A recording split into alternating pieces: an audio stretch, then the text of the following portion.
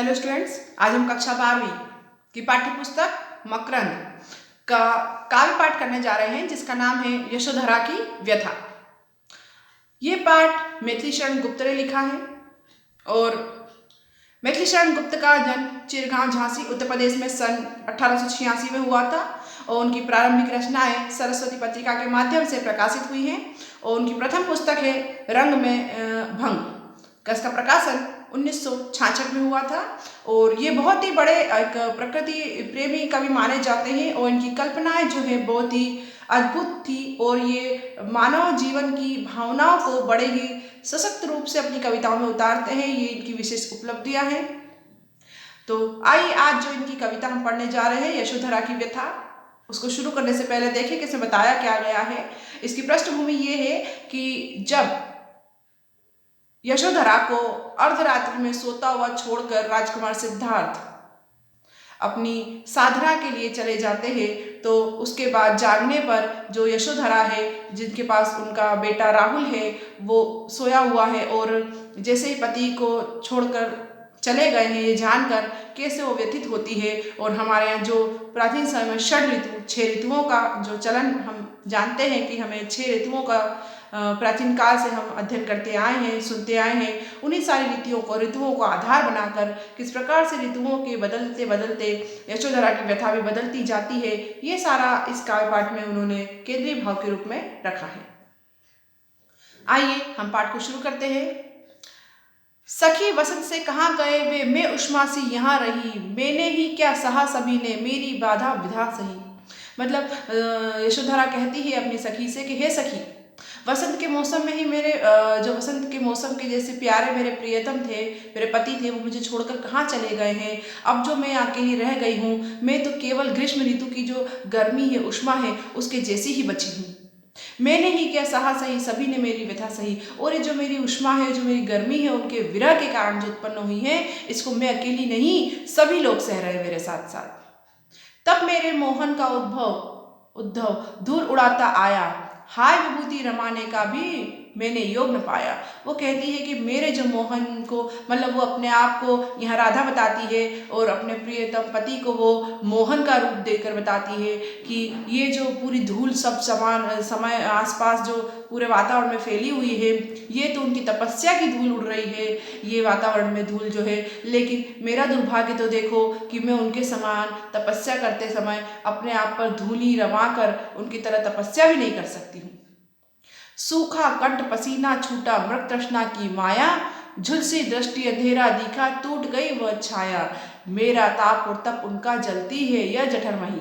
मतलब वो क्या कहती है कि इस गर्मी के कारण, एक तप्तता के कारण, इस गर्मी के मौसम के कारण और मेरे विरह की वेदना की गर्मी के कारण मेरा गला भी सूख रहा है, मुझे पसीना छूट रहा है और मृग तृष्णा की तरह दिखाई दे रहा है। मृग तृष्णा मतलब रेगिस्तान में कहीं पानी का भरा हुआ कुंड दिखाई देना, मतलब उसका आभास होना, वहाँ पानी नहीं होने पर भी इस प्रकार की मृग तृष्णा मुझे दिखाई दे रही है और मेरी आंखों की दृष्टि भी झुलस चुकी है और इतना अंधेरा मेरी आंखों के सामने छा गया है कि मुझे मेरी और मेरे प्रियतम की परछाई भी नहीं दिखाई दे रही है। और ये सब मेरे विरह वेदना के कारण जो तप उत्पन्न हुआ है, इससे पूरा संसार जल रहा है।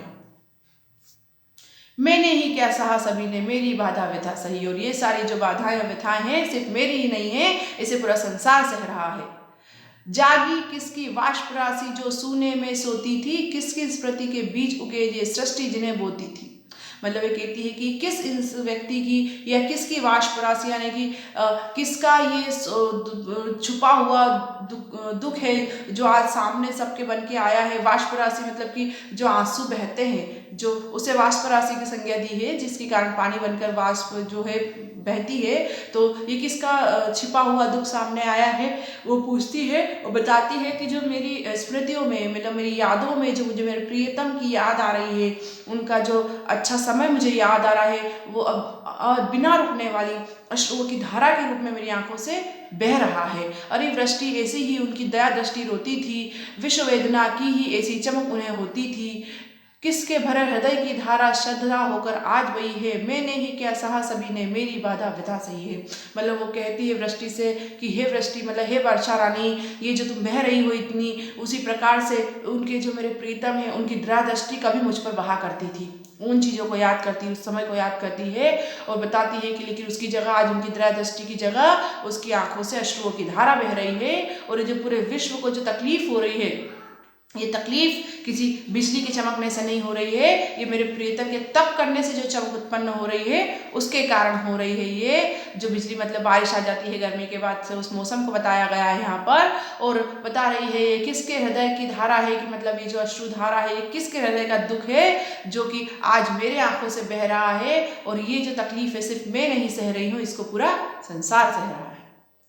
उनके शांति कांति की ज्योत्सना जगती है पल पल में, शरदा ताप उनके विकास का सूचक है थल थल में। नाच उठी आशा प्रतिदल की किरणों की छलछल में, खुला सलील का हृदय कमल खिल ही हंसों के कलकल में। मतलब वो बोलती है कि उनकी जो शांति, ये जो चंद्रमा की जो चमक है, जो चांदनी है, जो प्रकाश फैला रही है, चंद्रमा की चमक नहीं है, ये मेरे पति के तप के कारण जो कांति उत्पन्न हुई है, जो प्रकाश उत्पन्न हुआ है, वही सब दूर फैला हुआ है। और यही चीजें पूरे संसार को पल पल में जगाती है। और शरद ऋतु का जो ताप है वही तो विकास का सूचक है। जिस प्रकार से संसार में थल में सब नई नई चीजें आ रही है, जैसे कि नई कोपलों का फूटना, नए फूलों का खिलना, है ना, जल थल में किरणों का नृत्य करना, जो ओस की बूंदें होती है, जो ठंड के मौसम में आपने देखा है कि सुबह उठकर शरद ऋतु में हम देखते हैं कि ओस की बूंदें शरद ऋतु में किस प्रकार से वृक्षों के पत्तों पर ठहर जाती है और सूर्य की किरणें जब सुबह उस पर गिरती है तो कैसे चमक जाती है। वही सारा वो प्रतीक बताती है कि ये सारे जो परिवर्तन हो रहे हैं ये मेरे पति के तप के कारण हो रहे हैं। और ये सारा जो खुला सलील सा हृदय है कमल खिल हंसों की कलकल में, मतलब ये जो मेरा हृदय इतना खुला खिला सा भी हो रहा है, ये सब मेरे पति के तप के प्रभाव के कारण ही हो रहा है। और इसी कारण से सरोवर में जो ऋतु परिवर्तन के कारण जो कमल के फूल खिल रहे हैं, हंसों के जोड़े वहाँ पर कलकल में खेल रहे हैं, ये जो आनंद ले रहे हैं, ये सारा प्रभाव मेरे पति के तप का है। पर मेरे मध्याह्न बता क्यों तेरी मूर्छा बना रही, मैं ही क्या सहा सभी ने मेरी बाधा व्यथा सही। लेकिन इतना परिवर्तन, इतनी आशा, इतना आनंद होने के बाद भी मेरे जीवन में तो अभी कोई आनंद आया नहीं है। मेरी तो व्यथा वही की वही है और मुझे अभी तक मेरे प्रियतम से मिलन हुआ नहीं है। तो ये सिर्फ मैं ही नहीं सह रही हूँ, ये पूरा प्रकृति और संसार सह रहा है। हेमपुंज हेमंत काल के इस आतप परवारू, प्रिय स्पर्श की पुलकावली में कैसे आज विसारूं। किंतु शिशिर से ये ठंडी सांसें हाय कहाँ तक धारू, तन गारू मन मारू पर क्या मैं जीवन भी हारूं। मतलब हेम ऋतु के आने पर कहते हैं कि हेमंत काल में ये जो विलाप कर रही हूँ मैं, जो मेरी विरह वेदना के कारण जो परिवर्तन आया है, मेरे पति के तप के कारण जो आया है, ये कैसे दूर होगा। क्योंकि उसे तो यही आशा है कि भैया किसी न किसी प्रकार से उसके प्रियतम आएंगे, उसको स्पर्श करेंगे और उसको पुलवित करेंगे, मतलब आनंदित करेंगे। लेकिन ये जो पुरानी यादों को याद करती है, कि उसके पति के स्पर्श को याद करती है, उन यादों को कैसे विसारूं, मतलब कैसे मैं यादों को भूल जाऊं। और शिशिर ऋतु की जब ठंडी ठंडी हवाएं चलती है तो वही उसकी ठंडी सांसों में भर जाती है और वो सोचती है कि कहाँ तक मैंने सहन करूं, कहाँ तक मैं इनको रोकूं, कहाँ तक अपने मन को समझाऊं और कब तक मैं ऐसे ही जीवन को चलाती रहूं, क्यों ना मैं जीवन को ही हार जाऊं। इस प्रकार के बारे में वो सोचती है और फिर कहती है कि मैं अपने बाहें फैलाकर अपने स्वामी का इंतजार कर रही हूँ, मैं उनकी गहरी छाया में, प्रेम की छाया में जाना चाहती हूँ। लेकिन ये सो सारा है, ये सिर्फ मैं ही नहीं सह रही हूँ, इस सारी चीज़ों को तो पूरी प्रकृति भी सह रही है। पेड़ों ने पत्तों तक उनका त्याग देख कर त्यागे, मेरा धुंधलापन कोहरा बन छाया सबके आगे। उनके तप के अग्निकुंड से घर घर में है जागे, मेरे कम बहाए फिर भी तुम कहीं से भागे। मतलब वो बोलते हैं कि मेरे पति के त्याग को देखकर, जो इतना बड़ा त्याग करा है परिवार का, संसार का, उस त्याग को देखकर पेड़ों ने भी अपने पत्तों को त्याग दिया है। और ये जो कोहरे का धुंधलापन है वो सब मेरे पति के तप के कारण जो धूल उठी है उसके कारण ये धुंधलापन फैला है। और उनके तप अग्नि का जो कुंड है, उनके तपस्या की अग्नि का जो कुंड है, उसे जैसे कि शिशिर ऋतु में सभी लोग अपने घरों में अंगीठी जलाकर अपने आप शरीर को तापते हैं और गर्मी ले लेते हैं, लेकिन यही जो तप है वो मेरे पति की तपस्या का तप है, ले अपने कंपन को पर वो तो अंगीठी में ताप कर सभी लोग गृहस्थ लोग अपने घरों में इसको अपने शरीर के कंपन को दूर कर लेते हैं। लेकिन हाय, मैं अपने शरीर के कंपन को कैसे दूर करूं, क्योंकि मेरा तप तो गुण तो अभी तक आया नहीं है और मेरी व्यथा तो दूर हुई नहीं है और मेरा कंपन भी अभी दूर हुआ नहीं है। और क्योंकि जिस प्रकार से ठंड के कारण पानी भी जम गया है, बर्फ बन गया है ठंड के कारण, लेकिन खट्टे दिन का दूध नहीं, मतलब कि अभी उसके कुछ भी होने का कारण नहीं है हुआ है, मतलब उसका कुछ भी निदान नहीं हुआ है, उसे प्रियतम के मिलन की कोई अभी तक आस बंधी नहीं है। आशा से आकाश थमा है, श्वास तंतु कब टूटे, दिन मुख दमके पल्लव चमके, भव ने नवरस लूटे, स्वामी के सद्भाव फेल कर फूल फूल में फूटे, उन्हें खोजने को मानो नूतन निर्झर छूटे। मतलब कि लेकिन फिर वो आशा बंधाती है कि ये सब चीज़ें पत्ते गिर गए हैं, सब नीरस होने के बाद फिर आशा आती है कि फिर नया आएगा। जैसे कि हर आशा के ऊपर ही तो पूरा आकाश थमा हुआ है, हमारी सांसें पूरी आशा के ऊपर ही चलती है, पर नहीं तो पता नहीं ये सांसें कब छूट जाए। और दिन आशा के कारण उगता है, क्योंकि हर रात्रि के बाद अगला दिन होता है, नया सवेरा होता है।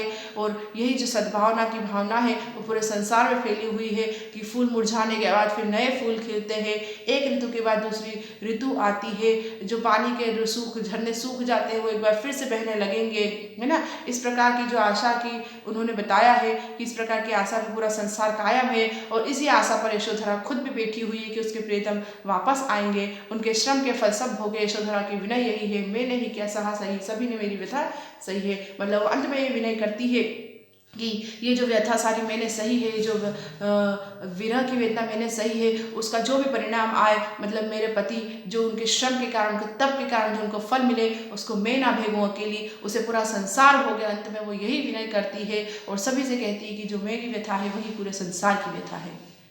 इस प्रकार से यशोधरा ने अपने पूरे सारे ऋतुओं के साथ कैसे कैसे उसकी व्यथा बदलती है, ये लेखक ने बहुत ही सुंदर शब्दों में यहाँ बताया है। धन्यवाद।